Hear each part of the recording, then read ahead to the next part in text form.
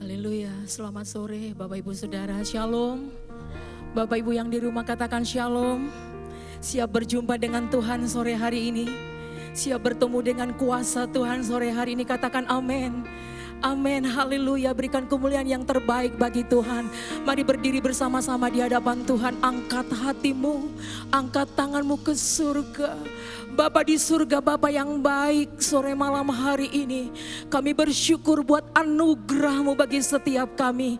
Tidak pernah Tuhan terlepas kebaikan-Mu atas kami. Itu yang kami nikmati setiap hari, setiap waktu, setiap jam, setiap detik Tuhan dalam hidup kami. Hari-hari yang kami lalui sungguh ada Tuhan di sana. Sungguh ada penyertaan Tuhan di sana. Sehingga kami tidak berjalan sendiri, tidak berjalan sendiri. Kami berjalan bersama dengan Tuhan. Terima kasih Tuhan. Kami percaya penyertaan-Mu kekal selama-lamanya bagi umat-Mu. Kami percaya kuasa yang dahsyat akan terus menggiring kami untuk kami masuk dalam hadirat-Mu, berjumpa dengan Engkau, bersekutu dengan pribadi-Mu. Terima kasih Tuhan, hadirat-Mu ada di rumah kami masing-masing. Hadirat-Mu memenuhi setiap umat-Mu. Dan saat ini sesuatu yang besar terjadi ketika kami memberikan puji-pujian kami yang baik, yang lebih baik, dan yang terus baik kepada Engkau.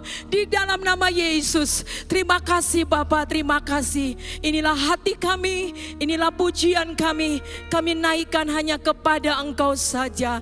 Terima kasih Tuhan, di dalam nama Yesus Kristus kami siap meninggikan Engkau, Tuhan dan Juru Selamat kami. Yang siap memuji Tuhan katakan bersama, amin. Berikan kemuliaan yang terbaik bagi Tuhan.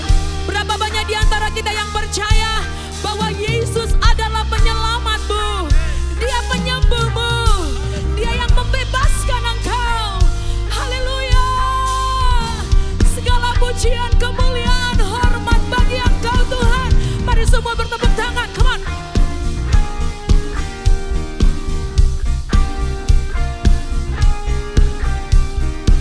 Haleluya. Come on, say every praise is to our God. Every word of worship with one accord. Every praise is to our God. Sing hallelujah, it's to our God. Glory, hallelujah, it's to our every praise is to our God. Every praise is to our God. Every word of worship with one accord. Every praise, come on. Every praise is to our God. Sing hallelujah, it's to our God. Glory, hallelujah, come on. Every praise is to our God. Every praise, come on, yes. Every praise is to our God. Every word of worship with one accord. Every praise, come on. Every praise is to our God.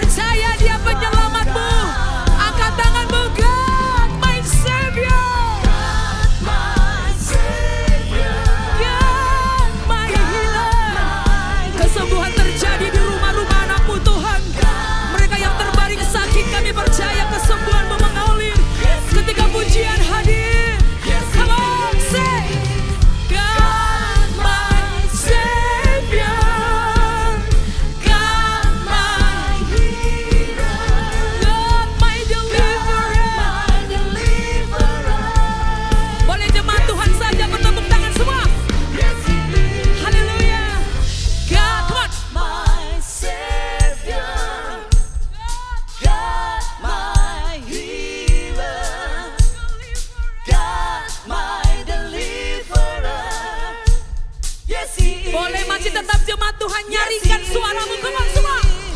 God my Savior, God my healer, God my deliverer. Come on, yes He is, come on, yes He is. Every praise is to our God, every word of worship with one accord. Every praise, every praise, every praise. Come on, every praise, every praise, every praise, every praise, every praise, every praise. Boleh nampakkan tangan saudara semua. Every praise, every praise, every praise, every praise, every praise, every praise is to our God. Haleluya, haleluya, haleluya. Kami akan terus memuji-muji Engkau Tuhan yang baik. Kebaikan-Mu tidak pernah berakhir dan berkesudahan dalam hidup kami. Engkau sungguh baik, sangat baik, teramat baik. Biar pujian kami terus naik ke tahta-Mu. Yes God, haleluya.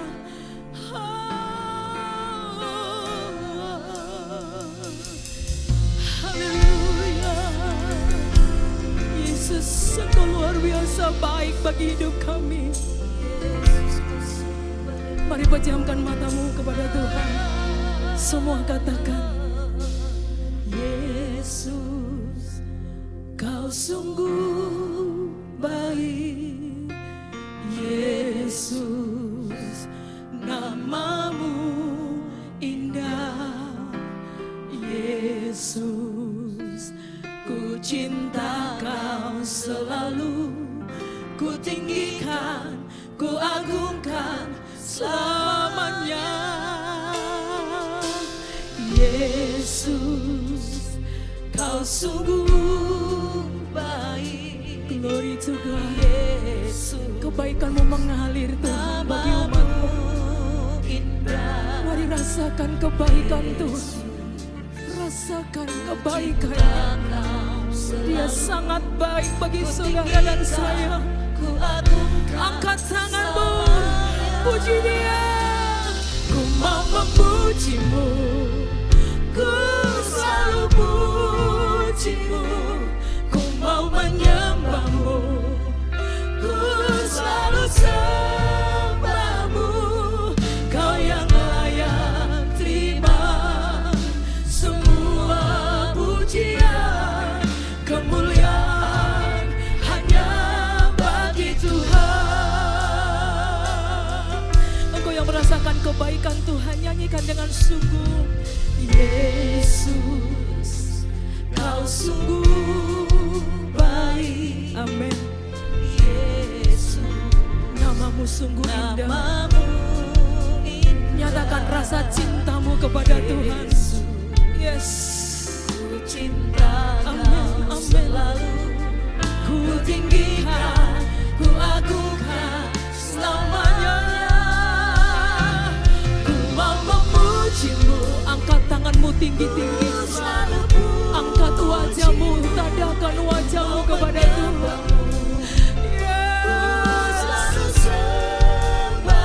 Biar pujian dari umat-Mu terus naik ke tahta-Mu. Haleluya.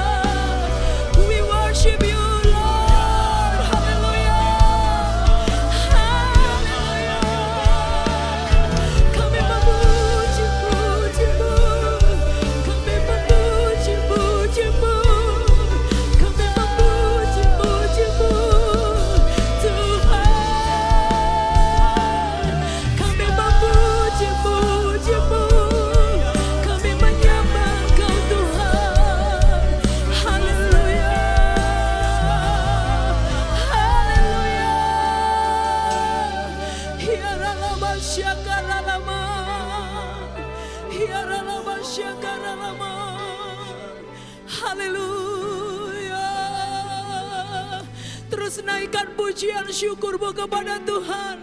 Sebab dialah Tuhan dan Rajamu. Haleluya, haleluya. Kembali angkat tanganmu dan katakan bersama-sama. Haleluya. Ku nyanyi Hosana bagi Rajaku yang duduk di tahta. Kami muliakan dan kami agungkan Engkau, Yesus. Sebab Engkau yang layak disembah. Haleluya. Naikkan pujianmu, katakan ku nyanyi Hosana. Ku nyanyi Hosana, megahkan Tuhan. Sebab Dia Raja. Bawa nyanyian yang termenggah dari dirimu kepada Dia. Glory to God. Yes. Haleluya. Yang layak disembah.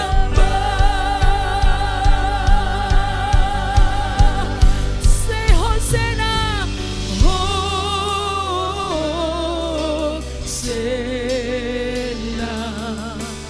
Hosana.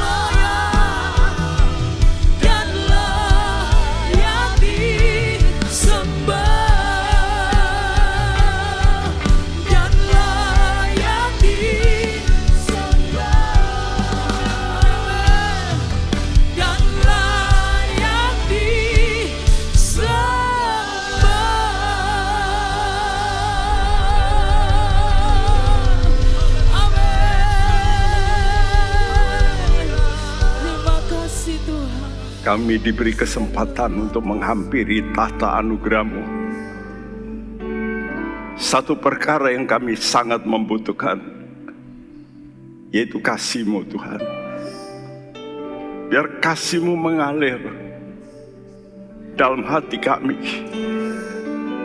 Tuhan, tiap-tiap anak-anak-Mu jangan sampai defisit kasih-Mu. Karena hanya kasih-Mu yang membuat kami puas.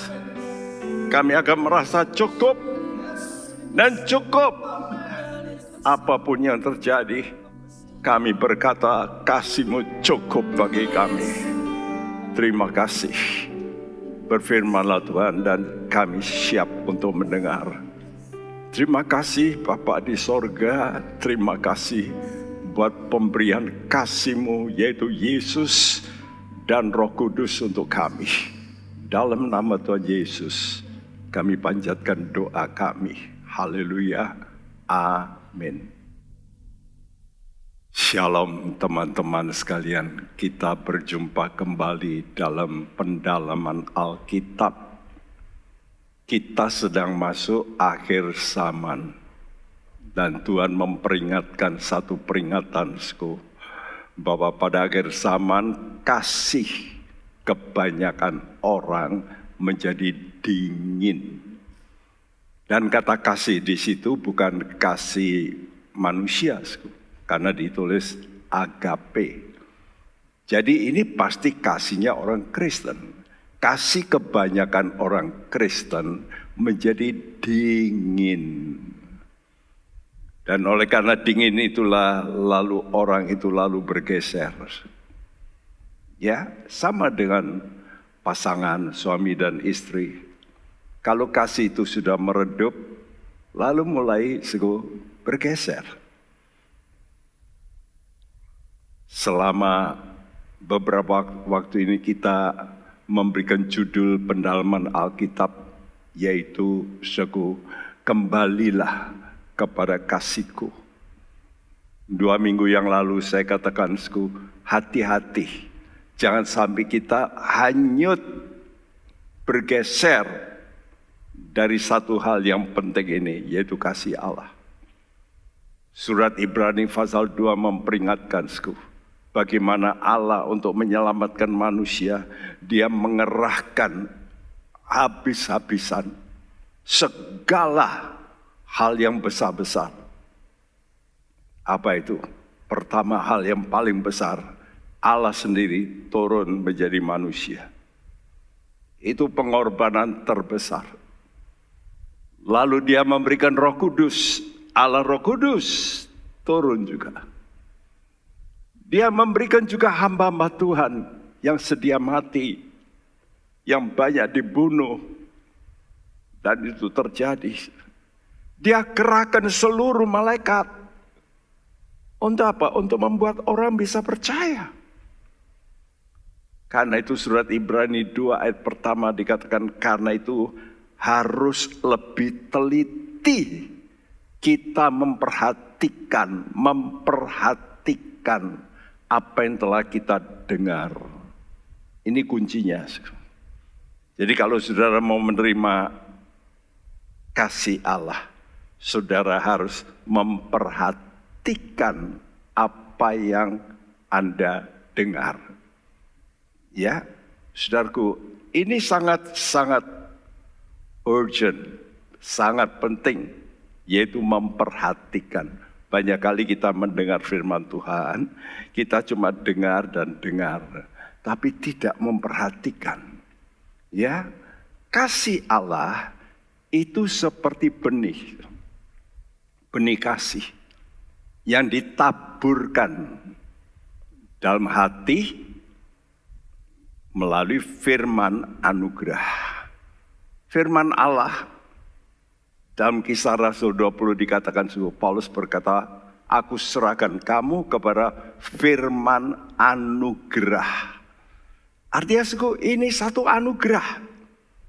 Mau enggak menerima, menyimpan, memperhatikan, jangan sampai tercuri, lalu firman itu bertumbuh seperti benih, kalau ditabur lalu disirami ya dan tanahnya baik, pasti bertumbuh.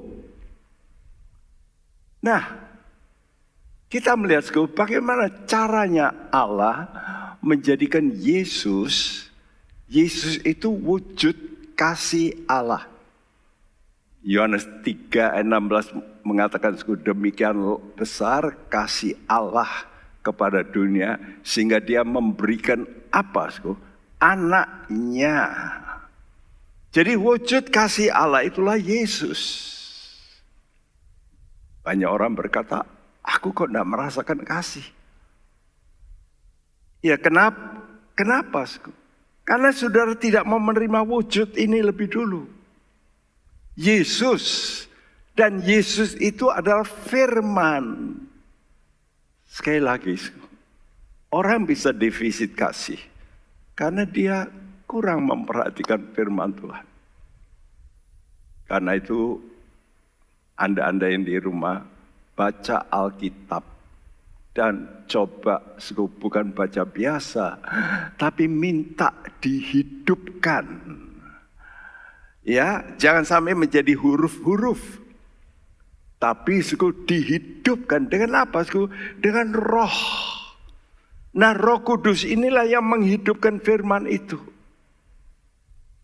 Nah, kata menjadikan, ginomai, itu dari akar kata gen itu.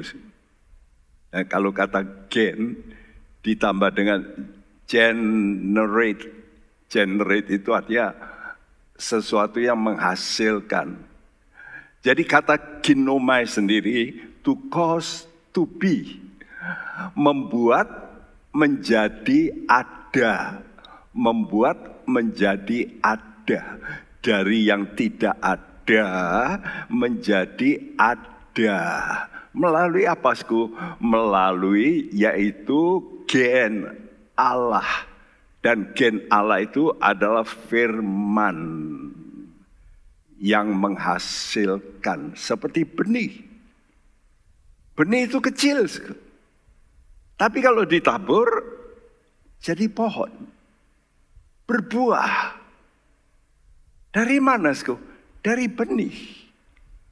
Itulah sebabnya, untuk memudahkan pendengar firman ini menangkap arti rahasia firman, itu Tuhan memberikan perumpamaan penabur.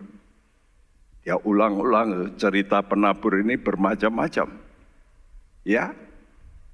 Kenapa? Karena ini satu cara paling mudah untuk bisa mensejajarkan. Oh, begitu. Jadi manusia itu seperti pohon. Pohon ini bisa baik atau tidak baik. Pohon yang baik dipelihara, ya. Kadang-kadang juga harus melalui apa? Melalui okulasi. Artinya disetek begitu. Itu baru bisa jadi baik. Nah, jadi Tuhan itu memberikan perumpamaan penabur untuk menjelaskan bagaimana firman itu bisa menjadi kehidupan kita. Sehingga Yesus, Allah yang menjadi manusia ini, yang adalah firman, itu bisa betul-betul menjadi wujud dalam hidup kita. Matius 13 ayat 24 berbunyi, Yesus membentangkan suatu perumpamaan lain lagi kepada mereka, katanya, hal kerajaan sorga itu seumpama orang yang menaburkan benih yang baik di ladangnya. Iya, hal kerajaan sorga itu seperti seumpama orang menaburkan benih. Roh Kudus dengan caranya memberikan ilham, inspirasi kepada Matius. Matius ini seorang pemungut cukai. Tapi dia meninggalkan profesinya, mengikut Yesus, menjadi rasul. Ya, dan Dia memakai kata benih dalam bahasa Yunani itu sperma. Nah, kalau saudara sudah dengar kata sperma, wah mudah ya. Sperma laki-laki yang sangat kecil. Kalau nggak dilihat lewat mikroskop, kita nggak bisa lihat. Bahwa itu kehidupan. Nah, demikian juga dalam biji. Ya, kalau saudara buka biji kacang, maka mesti ada satu kecil gitu di tengahnya. Nah, itu benihnya itu. Tapi kacangnya yang kita makan itu bukan benihnya. Itu untuk makanan dari benih itu selama di tanah. Ya, supaya dia lebih dulu bisa hidup dari kacang itu, dagingnya. Nah, sperma itu sangat kecil. Kan itu firman Tuhan itu seperti itu. Hati kita diumpamakan seperti rahim. Nah, bagaimana rahim hati kita ini waktu mendengarkan firman? Orang Israel adalah umat pilihan Allah. Waktu keluar di bawah pimpinan Musa itu kurang lebih 3 jutaan. Ya, karena dihitung yang umur 20 tahun ke atas sampai 50 tahun itu kurang lebih 600.000 sekian. Jadi orang menafsir kurang lebih 3-4 juta manusia. Dan mereka dipimpin oleh Musa untuk memperoleh tanah perjanjian. Mula-mula mereka percaya mereka dikunjungi Tuhan. Kenapa? Karena Musa bikin mujizat-mujizat lalu percaya. Nah, tapi percaya mula-mula ini harus konsisten. Harus terus, dan itu bisa kalau suka mendengar. Karena percaya itu timbul dari pendengaran. Karena itu generasi baru. Karena generasi lama itu mati semua, sku. Hanya ada 2 yang terhitung itu ya, sku. Hanya Kaleb dan Yosua. Kecuali para Lewi itu tidak, sku. Mereka masuk. Tapi generasi lama itu cuma 2. Ya. Nah, Musa memperingatkan menulis kitab ulangan. Ulangan berarti diulangi. Kenapa toh firman Tuhan itu kadang-kadang diulangi. Untuk menguatkan, untuk meneguhkan. Karena kesaksian 2-3 orang baru sah. Di Tuhan itu kadang-kadang memberikan ulang-ulang supaya kita itu mantap. Dan dalam kitab ulangan 91 kali kata syamah. Dengarlah, dengarlah. Ini perintah supaya mereka itu jangan gagal seperti generasi yang pendahulunya. Mati semua. Kecuali 2 orang. Ya, jadi kita mesti juga belajar mendengar, tapi ditambah dengan menanggap. Ada orang mendengar ya sudah lupa. Tapi kalau menanggap itu berarti apa yang dia dengar itu dia perhatikan, lalu dia kerjakan. Ya, kita mesti menanggap baik-baik nasihat-nasihat Tuhan. Kalau kita menanggap dengan baik firman ini, maka firman itu akan menjadi daging. Yohanes 1 ayat 14. The word became flesh. Ya, firman itu menjadi daging. Firman itu Yesus. Yesus dan firman itu nggak bisa terpisah seperti saya begini. Dan ucapan saya ini nggak bisa dipisahkan. Cari di seluruh dunia kalau ada warna suara seperti saya, nggak ada. Walaupun mirip, tapi kalau dites pakai alat, Nggak bisa. Karena itu sekarang ada pintu-pintu yang hanya bisa dibuka oleh yang bersuara yang sudah di-set. Kalau orang lain bersuara mirip, nggak bisa terbuka. Itulah sebabnya ahli-ahli kadang-kadang untuk menangkap orang-orang jahat itu disadap dari teleponnya. Dia tahu dulu suaranya itu direkam, lalu model warna suaranya begini, lalu dicocokkan. Ada satu pengebom di Amerika, Timothy namanya Kristen, Timotius, tapi ngebom di Oklahoma, lalu dia lari. Ya, wah, ahli-ahli mencari, FBI mencari. Dengan apa? Dengan mendengarkan telepon-telepon saluran. Lalu dia tahu, orang ini ada di satu negara. Dikejar, tertangkap. Suara Tuhan itu adalah pribadi Tuhan. Jadi kalau kita mau menerima kepribadian Tuhan, caranya Yesus ini perlu datang ke dunia untuk menjadi manusia supaya bisa bersekutu dengan manusia. Kita tentu sekarang tidak melihat Yesus, tapi kita melalui pengalaman orang-orang dulu kita mulai percaya. Yang penting itu dulu. Kalau kita bisa percaya, Roh Kudus nanti membantu. Karena yang berikutnya ini, Roh Kudus ini yang bekerja. Jadi kita mesti menerima, lalu bersekutu dengan firman itu. Yohanes 6 ayat 54 sampai 56 berbunyi, Barang siapa makan dagingku dan minum darahku, ia mempunyai hidup yang kekal dan aku akan membangkitkan dia pada akhir zaman. Sebab dagingku adalah benar-benar makanan dan darahku adalah benar-benar minuman.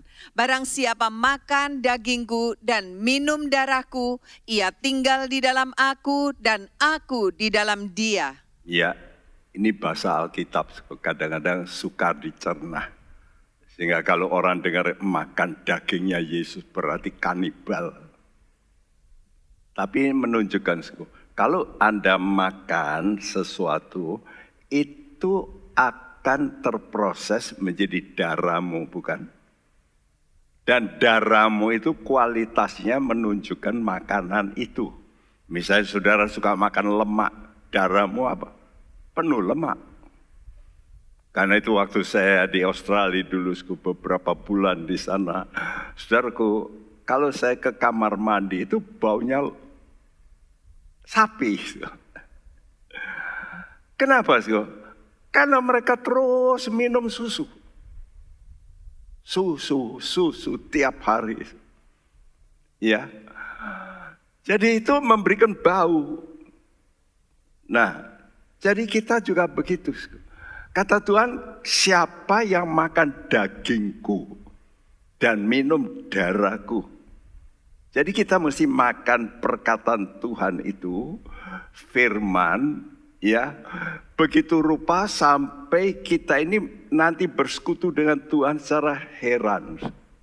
Dan Tuhan akan menginfuskan karakternya dalam hidup kita.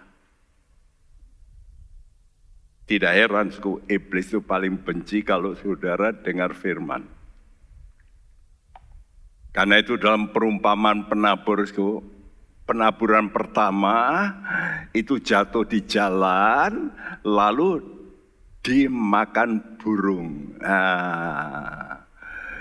Burung itu gambaran iblis, begitu ditaburkan, maka ada jemaat-jemaat yang terganggu oleh jalanan, ya, pikirannya dengan jalanan, ini itu. Nah, itu menyebabkan iblis ambil. Kenapa? Karena dia tidak senang kalau orang itu dengar firman, karena firman ini bisa mengubah hidupnya. Nah, caranya bagaimana iblis? bisa menggeser, memakai dunia. Nah sekarang ini gadget. Hati-hati dengan gadget saudara ya. Saudaraku, gadget ini bisa kita pakai dengan baik, tapi bisa jahat. Ya, wow, banyak problem dari gadget ini. Ya, kalau kita tidak hati-hati, pornografi di situ, dan juga saudara terus mendapat ting ting ting ting, konsentrasimu hilang, dan kau lebih memperhatikan ya viral, ya mungkin apa saja itu dibaca ulang-ulang, tapi habis waktu untuk firman Tuhan. Jadi iblis itu memakai dunia untuk memisahkan orang dari perkataan Tuhan. Karena itu Tuhan berkata waktu dia diuji oleh iblis, ya, maka ini yang dia katakan. Tetapi Yesus menjawab, ada tertulis, manusia hidup bukan dari roti saja, tetapi dari setiap firman yang keluar dari mulut Allah. Iya, ada tertulis, manusia itu hidup bukan dari roti saja. Ini kalau orang dunia pikir, manusia kan hidup dari roti. Ya itu hidup jasmani. Karena banyak orang itu tidak mengerti tentang hidup yang kedua. Dan buktinya, saudara ini mempunyai tubuh yang juga sebetulnya dua hal. Ada yang inside, inner man, dan outer man. Jasmani yang di luar dan rohani yang di dalam. Dan yang di dalam inilah yang nanti Tuhan memberitahu ini akan kekal sifatnya. Nah, firman Tuhan ini membuat kita mengarah kepada hidup yang kekal. Tapi sayang, banyak orang itu lebih berorientasi dan banyak orang percaya jeleknya. Berorientasi pada hal yang kelihatan. Dan tidak mau memperhatikan yang kekal. Kita ini kalau sudah hidup di dunia ini, sudah mesti membagi waktu dua. Untuk jasmani harus, supaya engkau bisa hidup. Ya, tapi untuk rohani, saudara mesti adakan waktu. Karena ini yang kekal. Makin lama orang jadi orang Kristen, mestinya yang kekal ini makin waktunya diperbanyak.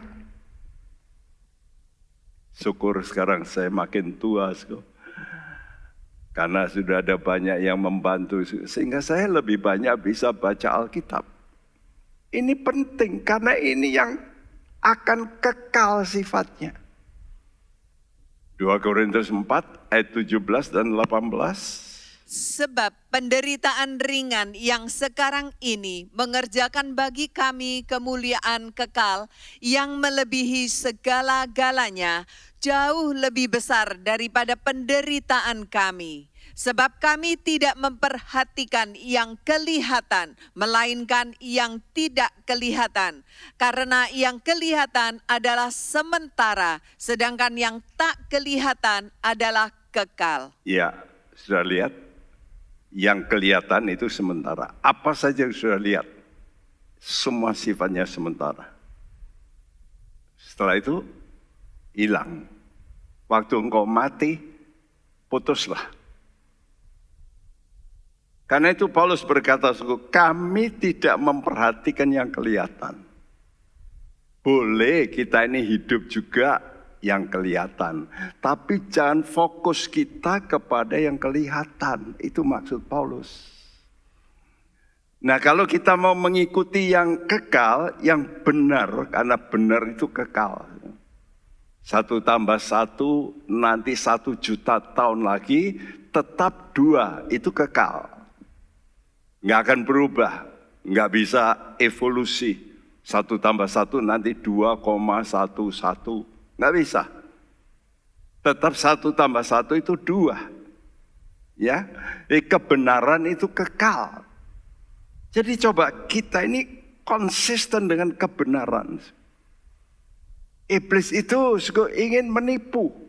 Ini menipu itu berarti tidak benar. Nah, kita mesti hati-hati, waktu kita benar, memang kita ini kalau mau hidup benar itu menderita. Jadi masalahnya hanya melihat dengan mata jasmani, bukan mata rohani. Bapak Musa, kenapa mau menderita? Ibrani 11 ayat 27 mengatakan, ia melihat dia yang tidak kelihatan.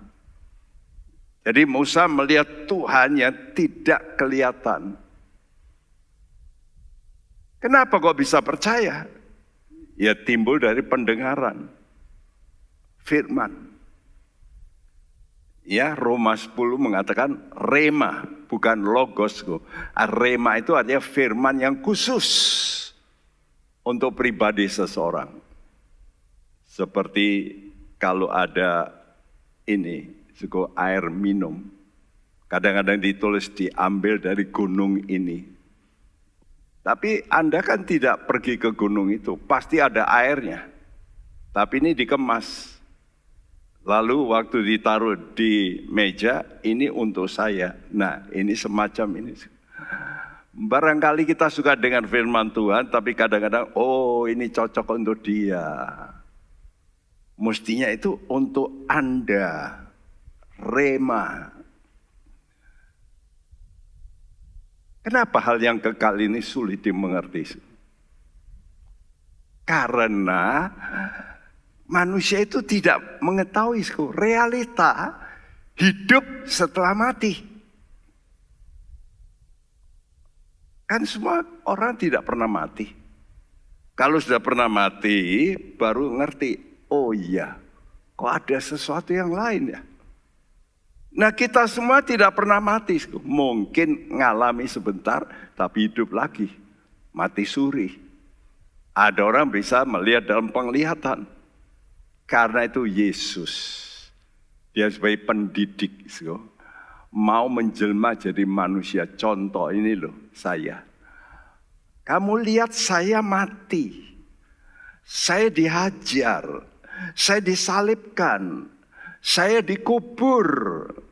Tapi kamu melihat aku bangkit. Dan kamu melihat tubuhku tubuh mulia. Apalagi waktu Yesus disaksikan 500 orang. 500 naik ke sorga. Ya. Tuhan ingin membuktikan ada kehidupan mulia setelah kematian. Kok bisa naik ke atas, terbang? Ya itu sesuatu yang nggak masuk akal, bukan? Dan itulah berita Injil.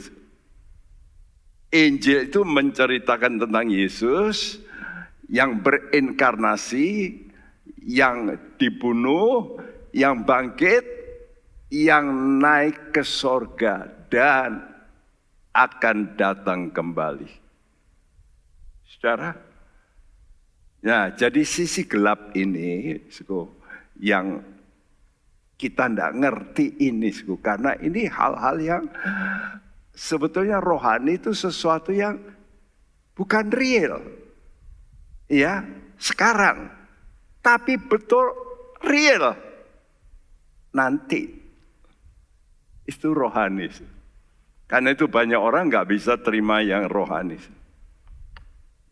Jadi sisi gelap inilah yang sebetulnya real, tapi nanti itulah yang mau diungkap oleh Tuhan. Melalui apa? Perumpamaan. Seperti Tuhan kata, lihat biji ini. Bijinya nanti bisa jadi banyak. Masa? Ya toh, orang berkata kalau anak-anak masa, nah ditanam, betul, nanti keluar jadi banyak. Orang kalau belum mengalami kematian, dia tidak mengerti sisi gelap ini. Karena itu, dalam bahasa Inggris ini berbeda, ya, dari tulisan Mazmur 49 bahasa Indonesia. Bahasa Inggris berkata, I will incline mine ear to a parable. I will open my dark saying, perkataan yang gelap upon the harp. Aku tidak mencenderungkan telingaku kepada suatu perumpamaan. Aku akan membuka teka-teki itu dark saying. Jadi perkataan yang apa ya artinya? Aku akan membuka teka-teki di atas dentingan. Dentingan apa?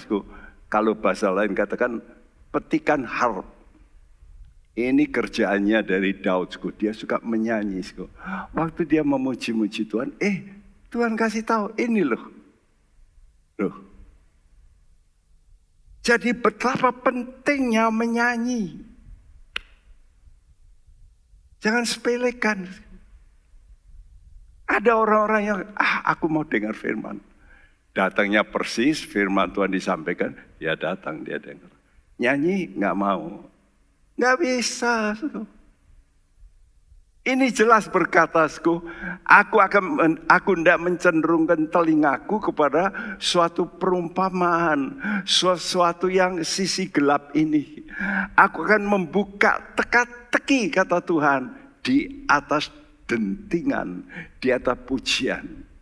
Jadi untuk mengerti hal-hal yang tersembunyi, bekerjanya firman itu, Tuhan memberi perumpamaan yang hanya dapat dimengerti, perhatikan, bukan dengan mendengar, tapi dengan ibadah.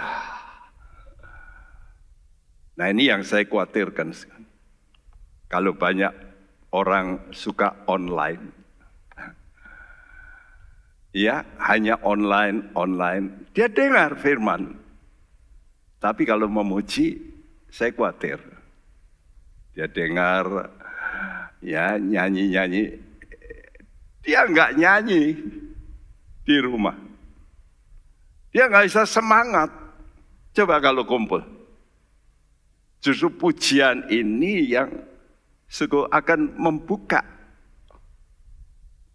Satu kali, ya, 3 raja itu menghadapi ada 3 raja memusuhi, ya, seorang raja Israel. Tapi dia kebingungan, waduh, 3 raja gimana? Waktu itu ada Nabi Elisa. Lalu Elisa berkata, coba cari seorang penyanyi. Lalu penyanyi ini menaikkan pujian-pujian dengan musik. Apa yang terjadi? Lalu Elisa berkata-kata, nah, jangan takut, kata Elisa. Besok kamu akan lihat musuh-musuh semua mati. Masa ya gitu? Betul. Ya, saudara, firman dan pujian itu tidak bisa dipisahkan. Jadi bersungguh-sungguhlah mendengar firman, dan ini yang kedua ini loh. Banyak orang itu mendengar tapi enggak menyembah serta memuliakan Tuhan. Perhatikan, memuliakan Tuhan. Karena itu saya khawatir kalau saudara online terus, saya khawatir saudara itu enggak akan memuliakan Tuhan dengan baik. Kecuali kalau sudah hadir, engkau terpengaruh dengan yang lain. Lalu ada satu gairah memuliakan Tuhan. Jadi ingat, ibadah, hanya ibadah itu yang bisa membuka pengertian akan firman. Orang kalau nggak ibadah, nggak bisa mengerti firman. Karena itu saya juga di rumah kalau baca Alkitab lalu juga sembahyang ya, memuji Tuhan. Kami bersyukur, Engkau baik Tuhan. Nah, ini yang membuka. Jadi dengan mendengar firman, hati ini memang menerima taburan benih Allah. Gennya Yesus. Jadi gen Tuhan itu masuk. Tapi kalau gen ini tidak disirami, tidak dalam suasana yang baik, nggak bisa bertumbuh. Sama seperti benih. Jatuh ke tanah, kalau tidak disiram, mati dia. Apalagi kena batu. Dengan menyembah dan memuliakan Tuhan, apa yang terjadi? Kalau saudara menyembah Tuhan, puji Tuhan, Engkau besar Tuhan, Engkau mulia Tuhan. Maka Roh Kudus itu ikut dengan saudara. Dan bukannya Roh Kudus, malaikat. Makanya kalau sudah menyanyi, malaikat itu akan datang, mendengarkan saudara menyanyi, dan dia ikut juga memuji. Apa pekerjaan Roh Kudus? Yohanes 16 ayat 14. Ia akan memuliakan aku, sebab ia akan memberitakan kepadamu apa yang diterimanya daripadaku. Iya, Roh Kudus itu akan memuliakan aku. Jadi apa pekerjaan Roh Kudus? Memuliakan Yesus, memuliakan Bapa. Nah, kalau saudara memuliakan Tuhan, apa yang terjadi?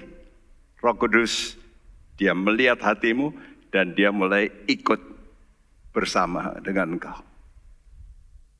Karena itu ini yang disebut ibadah.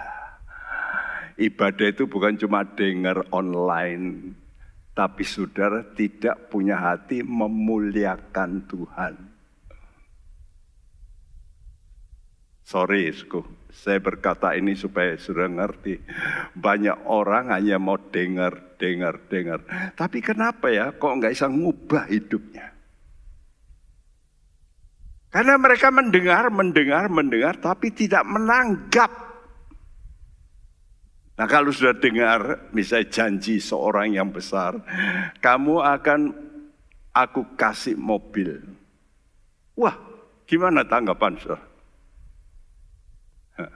Kalau nanggap, kapan belum kelihatan kok. Tapi kalau menanggap, karena sudah percaya orang itu, saudara mulai, wah terima kasih ya, terima kasih. Lalu pikiran saudara, wah ingat, pasti nanti akan datang itu mobil. Ya.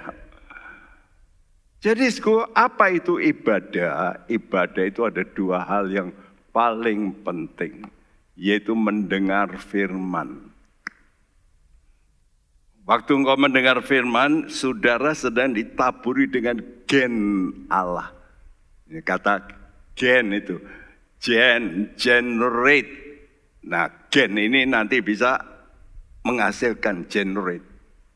Makanya disebut generator. Kenapa disebut generator? Generator itu alat yang menghasilkan listrik. Jadi firman Tuhan itu bisa menghasilkan. Firman Tuhan itu cikal bakal karakter Allah. Satu biji kacang, kalau ditabur keluarnya apa? Kacang.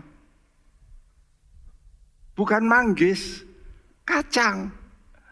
Nah, kalau firman Tuhan ditabur, keluarnya apa? Firman. Makanya orang-orang yang betul-betul dengar firman Tuhan dengan baik, perkataannya mulai berubah. Tidak lagi suka nyentil orang, nyikat orang, kadang-kadang omongan yang nggak enak, nggak akan begitu. Itu fakta. Saya perhatikan kumpul dengan orang-orang, ada orang-orang di gereja juga, omongannya selalu, ya orang Jawa bilang sengak gitu, nggak enak didengar. Ya, selalu nyindir orang. Kenapa? Dia dengar. PA juga datang. Tapi hati ini tidak memuliakan janji Tuhan ini. Oleh karena itu saya harap ayo kita suka juga memuliakan Tuhan. Dua ini nggak boleh dipisahkan. Saudara memuliakan Tuhan, banyak orang suka memuji. Tapi waktu dengar firman Tuhan gimana? Tidur. Ya, tanahnya disirami terus, benihnya mati. Nggak bisa tumbuh juga. Jadi waktu kita memuliakan Tuhan, Roh Kudus itu ikut bersama kita. Dan itu memberikan roh penghiburan bagi kita yang bekerja dalam hidup kita. Wow, dahsyat ya. Coba perhatikan Titus 1 ayat 1-3 berbunyi. Dari Paulus hamba Allah dan Rasul Yesus Kristus untuk memelihara iman orang-orang pilihan Allah dan pengetahuan akan kebenaran seperti yang nampak dalam ibadah kita dan berdasarkan pengharapan akan hidup yang kekal yang sebelum permulaan zaman sudah dijanjikan oleh Allah yang tidak berdusta dan yang pada waktu yang dikehendakinya telah menyatakan firman-Nya dalam pemberitaan Injil yang telah dipercayakan kepadaku sesuai dengan perintah Allah Juru Selamat kita. Tugas hamba Tuhan, Paulus, memelihara iman. Termasuk kami, hamba-hamba Tuhan. Kenapa saudara perlu datang ke gereja? Mendengar dan memuji. Untuk memelihara imanmu. Karena iman ini bisa fluktuasi. Kalau tidak terus di-charge, saudara down imanmu. Ya, dan dikatakan di sini memelihara iman dan pengetahuan. Saudara, iman tanpa pengetahuan itu jelek. Pengetahuan akan kebenaran seperti yang nampak di mana? Ibadah. Jadi saudara itu bisa tahu Yesus lebih baik kalau suka ibadah. Yang punya pengharapan, dasarnya itu pengharapan akan hidup yang kekal. Kita beribadah, kenapa? Karena berharap nanti untuk hidup kekal. Ya, dan itu semua dinyatakan dalam firman melalui pemberitaan Injil. Karena itu betapa pentingnya sudah datang mendengar firman Tuhan. Jadi ibadah itu penting untuk menghasilkan pengetahuan akan kebenaran. Dan pengharapan akan hidup yang kekal. Nah kalau sudah punya pengharapan, saudara ini mampu bertahan dalam penderitaan untuk mencapai kemuliaan. Seperti Yakobus menulis dalam pasal 5 ayat 7-11. Kamu harus lihat itu petani-petani. Kenapa sabar?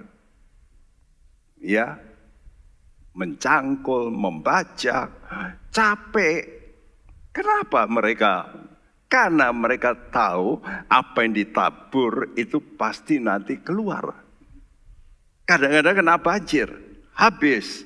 Apakah berhenti? Ulangi lagi. Begitu juga iman itu. Karena itu sudah perlu dengar firman Tuhan dan ibadah. Gak bisa sudah di rumah saya mau dengarkan Pak Bekti khotbah. Sampai di rumah online sambil minum kopi dengarkan khotbah. Waktu menyanyi ya biar song leader yang menyanyilah. Saudara malah ngomong-ngomong lihat mungkin gadget. Sudah tidak memuji Tuhan. Ya. Jadi saudara melihat hasil akhir kemuliaan, itulah yang disebut iman sejati. Berkali-kali saya sudah ketengahkan Yohanes 5 ayat 44, ini saya ubah karena kehormatan, maksudnya kemuliaan. Coba dibacakan. Bagaimanakah kamu dapat percaya, kamu yang menerima kemuliaan seorang dari yang lain dan yang tidak mencari kemuliaan yang datang dari Allah yang Esa? Bagaimana kamu bisa percaya? Banyak orang percaya, oh saya percaya. Bagaimana kamu bisa percaya kata Tuhan? Kalau kamu mencari kemuliaan bukan yang dari Allah. Nggak bisa. Sekarang ini banyak orang datang ke gereja bukan mencari kemuliaan. Nanti tidak. Bagaimana saya sembuh? Bagaimana saya... Loh itu bonus. Bagaimana saya diberkati? Itu bonus. Tapi cari lebih dulu kata Tuhan. Kemuliaan Allah ini. Maka semuanya akan ditambahkan. Ya, ibadah itu begitu penting. Karena itu celaka atau bahagia. Tergantung tanggapan saudara atas firman. Sudah tanggapi atau tidak? Atau sudah tutup telinga? Ya, itu khotbah bagus sih. Tapi bukan untuk saya. Itu untuk Pak Pendeta. Mengampuni. Gampang aja Pak Pendeta. Pak Pendeta nggak dirugikan, nggak seperti saya. Saudara, inilah yang dikeluhkan oleh Tuhan. Dia tahu bangsa Israel ini keras kepala. Dia kirim nabi-nabi yang luar biasa. Salah satunya Yesaya. Menurut catatan itu bukan di Alkitab, tapi menurut catatan nabi ini adalah dari kelompok bangsawan, dari istana. Ya, jadi ada relasi dengan istana. Karena itu Hizkia dengan Yesaya itu dekat. Tapi lalu ada anak Hizkia, Manase, itu berubah. Dan menurut catatan orang-orang, Yesaya itu dibunuh oleh Manase ini. Ngeri ya. Papanya sangat menghormati, anaknya tidak. Ya. Jadi saat Yesaya dikunjungi oleh Tuhan melalui malaikat, maka ada suara berkata, kamu pergi. Ya, lalu jawaban Yesaya, ini aku. Here am I. Send me. Utus aku. Lalu Tuhan ngomong begini. Dengarkan. Pergilah dan katakanlah kepada bangsa ini, dengarlah sungguh-sungguh, tetapi mengerti jangan. Lihatlah sungguh-sungguh, tetapi menanggap jangan. Buatlah hati bangsa ini keras dan buatlah telinganya berat mendengar dan buatlah matanya melekat tertutup supaya jangan mereka melihat dengan matanya dan mendengar dengan telinganya dan mengerti dengan hatinya lalu berbalik dan menjadi sembuh. Yesaya bernubuat mendekati kehancuran dari bangsanya. Saudaraku, waktu Hizkia mengalami mujizat, tapi setelah itu kehancuran. Jadi bekerjanya firman itu tergantung dari respons. Nanggapi apa enggak. Kalau kamu nanggapi, kamu bisa berbalik, bertobat, lalu sembuh. Ya, dan banyak orang cuma melihat, mendengar, tapi tidak mengerti. Karena pengertian itu hanya mungkin melalui ibadah yang sungguh-sungguh. Apa yang ditulis Yesaya ini diambil, dipetik oleh Tuhan Yesus.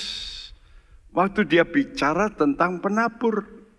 Matius 13 ayat 13 sampai 16. Itulah sebabnya aku berkata-kata dalam perumpamaan kepada mereka.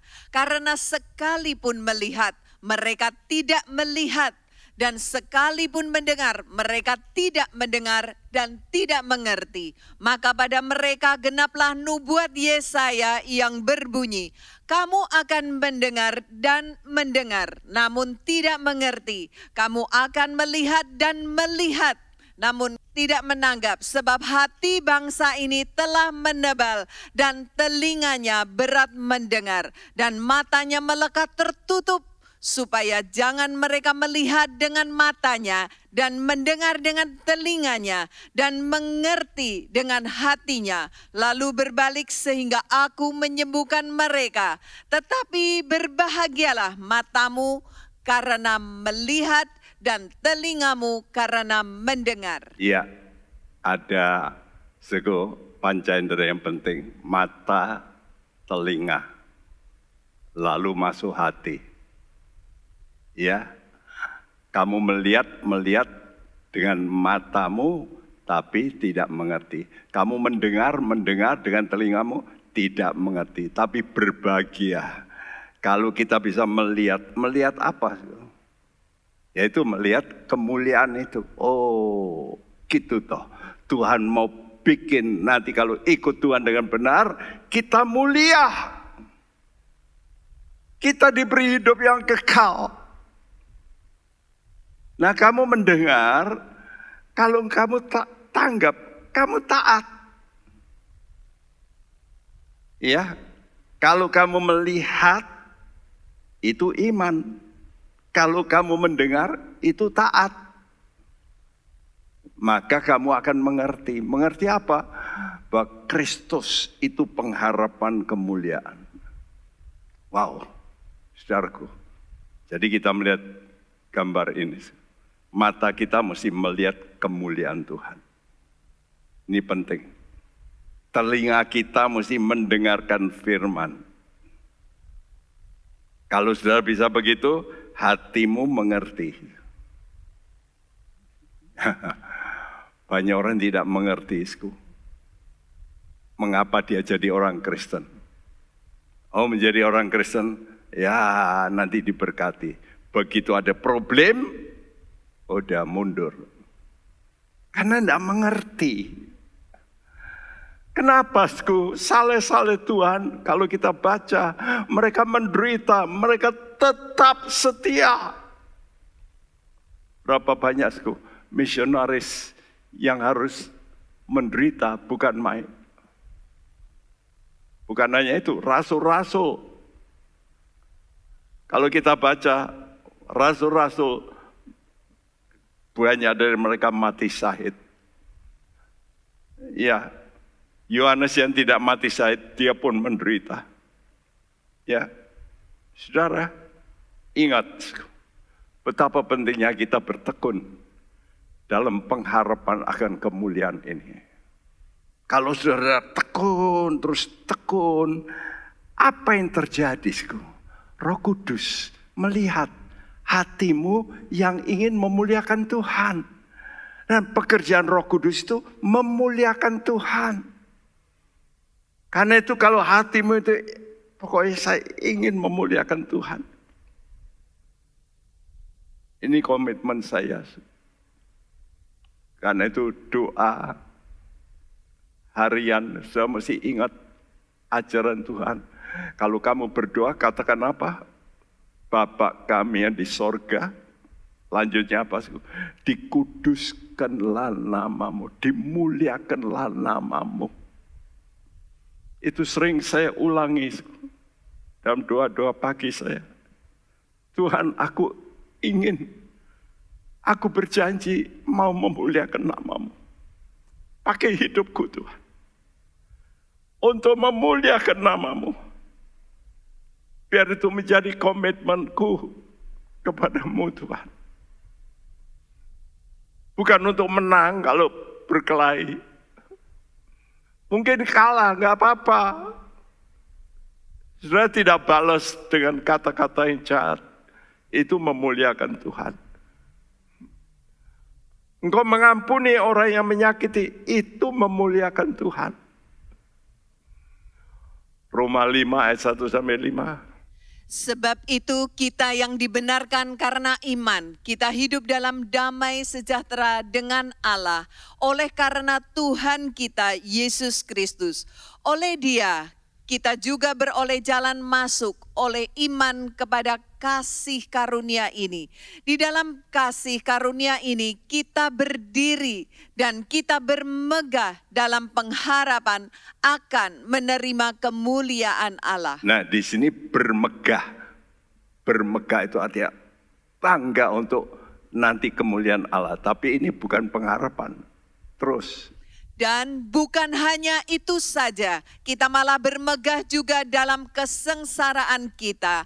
Karena kita tahu bahwa kesengsaraan itu menimbulkan ketekunan, dan ketekunan menimbulkan tahan uji, dan tahan uji menimbulkan pengharapan, dan pengharapan tidak mengecewakan karena kasih Allah telah dicurahkan di dalam hati kita oleh Roh Kudus yang telah dikaruniakan kepada kita. Banyak orang bisa bermegah akan nanti masuk surga mulia. Tapi ayat ini juga meminta kita malah bermegah juga dalam kesengsaraan. Aneh ya. Orang-orang Kristen yang betul, kalau dia menderita karena benar, itu mestinya megah. Aduh Tuhan, saya bisa ikut seperti Engkau. Jadi aku bisa merasakan seperti Engkau merasakan. Itu bermegah dalam kesengsaraan. Ya, kalau Anda bisa begitu, itu akan menimbulkan ketekunan. Kalau tekun, saudara, itu tahan uji. Nah, kalau sudah tahan uji, timbul pengharapan. Nah, kalau hatimu ini punya pengharapan, Allah, Roh Kudus melihat kamu tetap memuliakan Allah, maka Dia curahkan kasih Allah. Jadi nggak bisa kita minta Tuhan, curahi aku dengan kasih-Mu. Terus dapat kasih Allah, enggak bisa. Kasih Allah agape itu hanya diberikan pada orang yang bertahan dalam kesulitan. Yang berharap pasti berubah. Pasti nanti satu kali aku dimuliakan.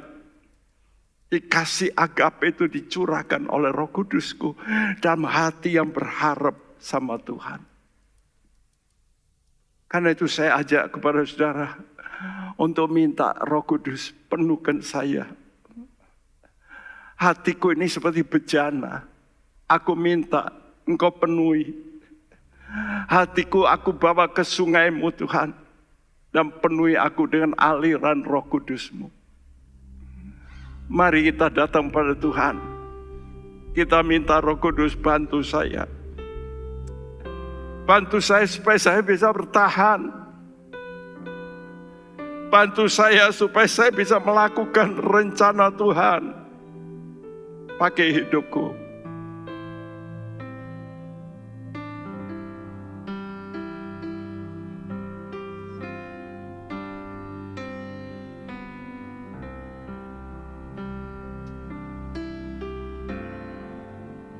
Tuhan penuhkan ku dengan Roh Kudus. Tuhan penuhkan ku dengan Roh Kudus. Hidupku sebagai bejana ku bawa ke sungai-Mu. Tuhan penuhkan ku dengan Roh Kudus. Mari berdiri dan minta pada Tuhan, Tuhan penuhi saya. Tuhan penuhkan ku dengan Roh Kudus.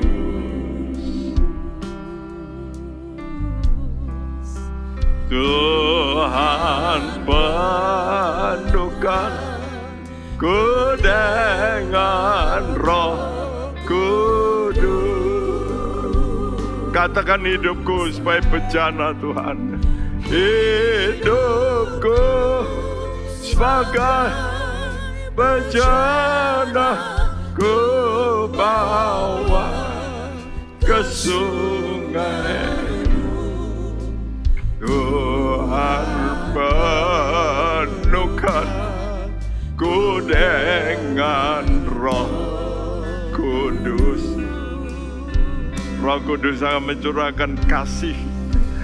Tuhan penuhkan ku dengan kasih-Mu. Minta kepada Tuhan Allah Roh Kudus. Tuhan penuhkan ku dengan kasih-Mu. Amin Tuhan. Hidupku sebagai bejana ku bawa ke sungai. Tuhan penuhkan ku dengan, minta dengan sungguh-sungguh, Tuhan penuhi saya dengan kasih-Mu Tuhan. Angkat hatimu, rindukan Roh Kudus, supaya engkau bisa puas bertahan.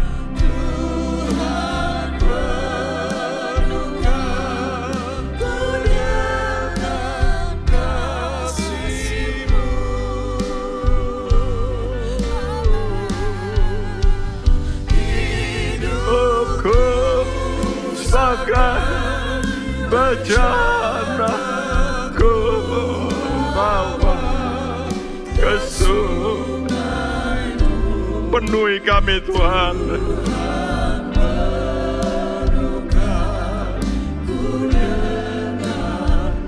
Penuhi kami sekali lagi. Penuhi kami dengan Roh Kudus.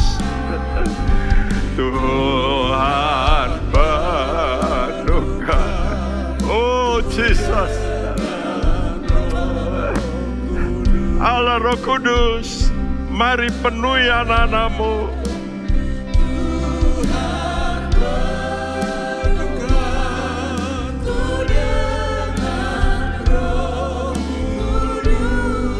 Katakan pada Tuhan, Tuhan ini bencana hatiku.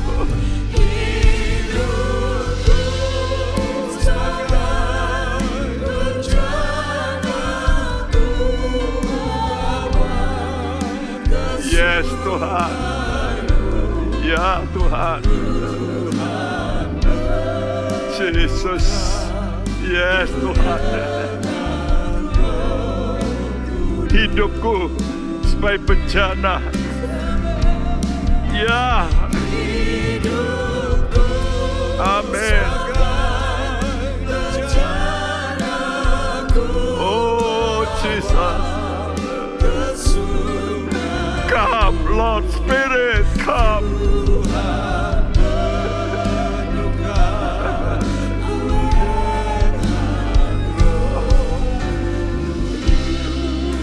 Haleluya. Rindukan.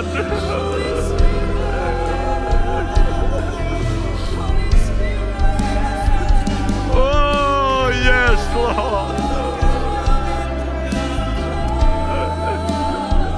Come Spirit, come.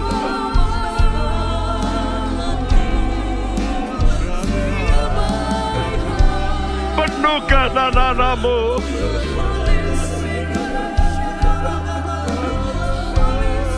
Oh Holy Spirit.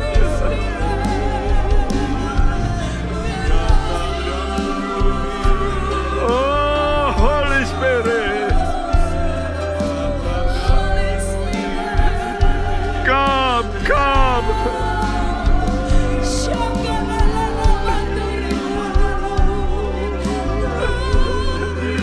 Come, Spirit, come. Come, Spirit, come.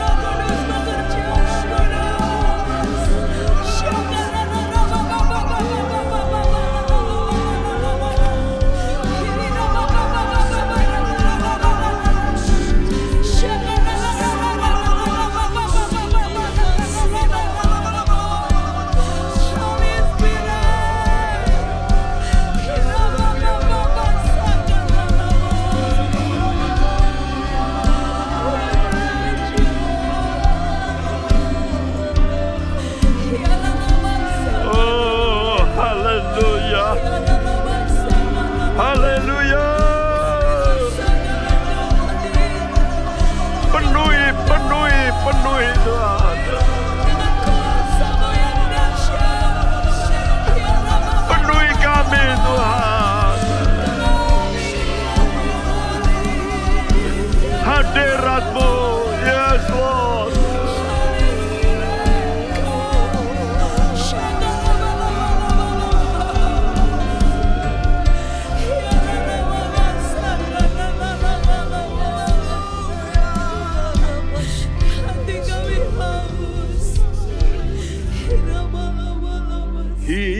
Hidupku sebagai bencana, ku bawa ke sungai. Tuhan penuhkan ku dengan Roh Kudus.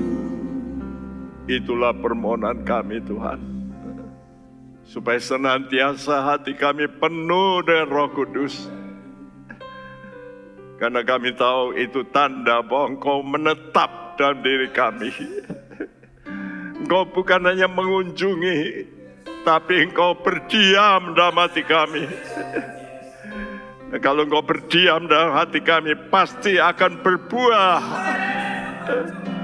Buah-buah yang indah ya Tuhan, yang memperkenankan hati-Mu. Biar urapan-Mu makin nyata Tuhan dalam hidup kami. Hadirat-Mu nyata Tuhan dalam ibadah-ibadah kami.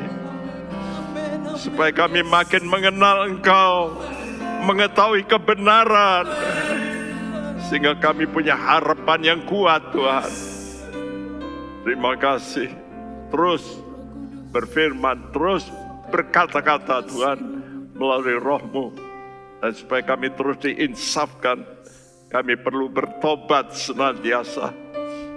Terima kasih, Engkau tolong semua anak-anak-Mu dalam pekerjaan, usaha, Tuhan, kesehatan, rumah tangga. Engkau akan tolong Tuhan Yesus, supaya mereka bisa melalui semuanya, rintangan, mereka tetap benar di mata Tuhan. Juga untuk negara dan bangsa kami, dari pimpinan pusat sampai bawahan, Engkau berkati ya Tuhan, dari Bapak Presiden sampai RT, RW, Engkau berkati ya Tuhan. Dan sekarang kami tadakan tangan kami, saudaraku, terimalah berkat daripada Allah Bapa kita, dari Tuhan kita Yesus Kristus, dalam persekutuan Roh Kudus. Tuhan memberkati engkau, melindungi engkau, menyinari engkau dengan wajah-Nya, memberi engkau kasih karunia, menghadapkan wajah-Nya padamu, dan memberikan engkau damai sejahtera. Mulai sekarang sampai Maranatha Dia datang kembali. Siap kita yang percaya berkata bersama, Amin. Tuhan memberkati Anda sekalian. Amin.